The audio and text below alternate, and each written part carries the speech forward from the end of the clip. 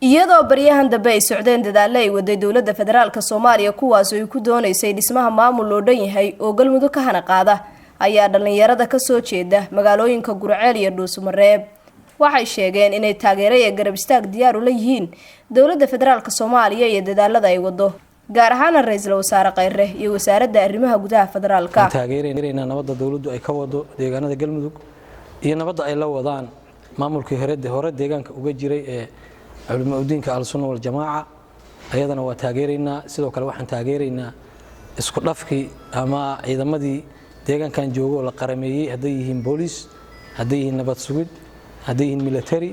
يهديهم أسلوب أيضا نصفي عن بقولك بقول وتاجرنا ويقول رأيه دبوشيسين يقلليدا سير رئيس الوزراء إنه شيء قلمك تيسن توسن لنعنا أوجرجيرن وقلمك loo sameeyaa waan taageereynaa ra'iisul wasaare dadaalada aad wado waa kugu taageereynaa waan kugu duceyneynaa markaas har yahmiin iyo daqiiqad kastana garabkaaga ayaan nahay annagoo ku taageereyno nabadda dib u heshiisiinta iyo yagleelida galmudug loo dhan yahay annagoo taas ku taageereyno ra'iisul wasaareheena iyo dhammaan madaxdeena u taagan har iyo habeen in ay ka qayb qaataan ama yagleelaan galmudug loo dhan sidoo kale dhalinyarada ayaa waxay sheegeen inay meel kaga soo wada jeesanayaan cidii soorista ku sameeysa horumarka deegaanada galmudug gaar ahaan Dhuusamareeb iyo Gurceel maxamna waa maqleynaa oo ah in gadaal loo noqdo in dad ku fakarayaan waana barnaamijkan aad u qorxooneyn waxaana xusuusin lahaay oo dhihi lahaay maasadii oo dhahay gaariga Allah u naxariistay oo ahayd nin wax diiday oo wadin wuxuu diiday bedelkii wuxuu doonayaan jireen yani dadku haday kala raay doonaadaan wax isku qabsadaan qofku inuu alternative la imaado hadduu alternative wadin ama bedel oo soodin waa inuu tanaasul sameeyaa waxaan sidoo kale si lamida ugu digaynaa taageersanahana go'aanka odayaashu ay qaateen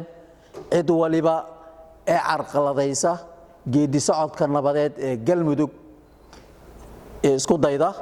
inaan ka taaganahay go'aanka ay ka qaateen odayaashu annagoo ah laf dhabarkii deegaanka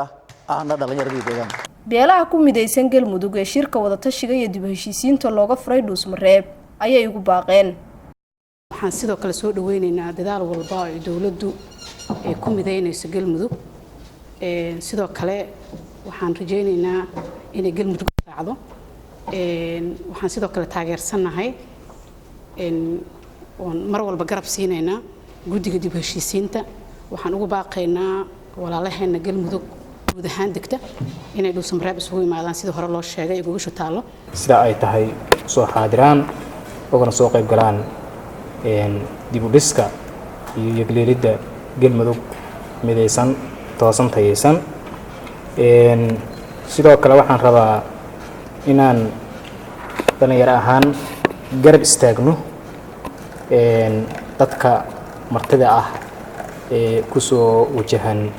deegaankan Nafis Cirsi Maxamuud Universal TV